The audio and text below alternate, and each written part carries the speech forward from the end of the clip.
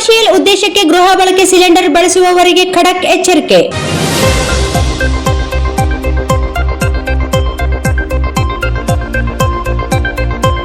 Israel, America ಹಾಗೂ Iran ನಡುವಿನ ಯುದ್ಧದ ವಾರ್ ಭಾರತದ ಇಂಡಿಯಾ ಮೇಲೂ ಪರಿಣಾಮ ಬೀರುತ್ತಿದೆ. ಗಲ್ಫ್ ರಾಷ್ಟ್ರಗಳಿಂದ ಬರುತ್ತಿದ್ದ ವಸ್ತುಗಳು ನಿಂತುಕೊಂಡಿವೆ. ಅದರಲ್ಲೂ ಮುಖ್ಯವಾಗಿ ಕಚ್ಚಾ ತೈಲ ಆಮದು ಕಡಿಮೆಯಾಗಿದೆ. ಇದರಿಂದ ಗ್ಯಾಸ್ ಸಿಲಿಂಡರ್ ಎಲ್ಪಿಜಿ ಅಭಾವ ಉಂಟಾಗಿದೆ. ಕರ್ನಾಟಕದಲ್ಲೂ ಸಹ ಕಮರ್ಷಿಯಲ್ ಸಿಲಿಂಡರ್ ಸರಬರಾಜು ಸ್ಥಗಿತಗೊಂಡಿರುವ ಬೆನ್ನಲ್ಲೇ ಹೋಟೆಲ್ ಉದ್ಯಮ ಕಂಗಾಲಾಗಿದೆ.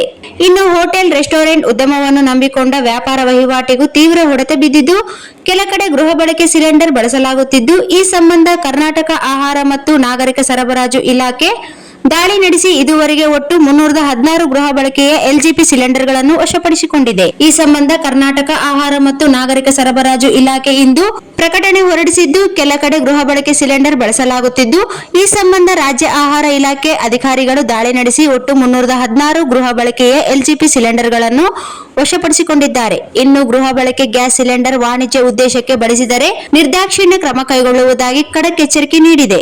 ವಾಣಿಜ್ಯ ಬಳಕೆಯ ಸಿಲಿಂಡರ್ಗಳ ಒಟ್ಟು ಶೇಕಡಾ 20ರಷ್ಟು ಸಿಲಿಂಡರ್ಗಳನ್ನು ಕೇಂದ್ರ ಸರ್ಕಾರದ ಮಾರ್ಗಸೂಚಿಗಳಂತೆ ಆಸ್ಪತ್ರೆ, ಶಾಲಾ, ಶಿಕ್ಷಣ ಸಂಸ್ಥೆಗಳು, ವಿಮಾನ ನಿಲ್ದಾಣ, ರೈಲು ನಿಲ್ದಾಣ, ಬಸ್ ನಿಲ್ದಾಣಗಳ ಕ್ಯಾಂಟೀನ್, ಪ್ರಮುಖ ದೇವಸ್ಥಾನಗಳಲ್ಲಿ ಪ್ರಸಾದ ವಿನಿಯೋಗ ಮಾಡಲು ಮತ್ತು ಸರ್ಕಾರಿ ಕಚೇರಿ, ವೃದ್ಧಾಶ್ರಮ, ಪ್ರಮುಖ ಖಾಸಗಿ ವಲಯದ ಕಚೇರಿಗಳಿಗೆ ಆದ್ಯತೆ ಮೇರೆಗೆ ವಾಣಿಜ್ಯ ಬಳಕೆಯ ಸಿಲಿಂಡರ್ಗಳನ್ನು ವಿತರಿಸಲು ಆಹಾರ ಇಲಾಖೆ ಅಧಿಕಾರಿಗಳು ಸೂಚಿಸಿದ್ದಾರೆ. ರಾಜ್ಯದೆಲ್ಲೆಡೆ 14.2 ಕೆಜಿಯ ಗೃಹ ಬಳಕೆಯ ಒಟ್ಟು 3,86,363 ಸಿಲಿಂಡರ್ ಹಾಗೂ ವಾಣಿಜ್ಯ ಬಳಕೆಯ 6,371 ಸಿಲಿಂಡರ್ಗಳನ್ನು ವಿತರಿಸಲಾಗಿದೆ. ಗೃಹ ಬಳಕೆಯ ಸಿಲಿಂಡರ್ಗಳ ಉಪಯೋಗಕ್ಕೆ ಯಾವುದೇ ತೊಂದರೆ ಆಗದಂತೆ ಕ್ರಮ ವಹಿಸಲಾಗಿದೆ ಎಂದು ಆಹಾರ ಇಲಾಖೆಯು ಪ್ರಕಟಣೆಯಲ್ಲಿ ತಿಳಿಸಿದೆ. ಗ್ಯಾಸ್ ಬುಕ್ಕಿಂಗ್ ಬಗ್ಗೆ ಇರಲಿ ಎಚ್ಚರ.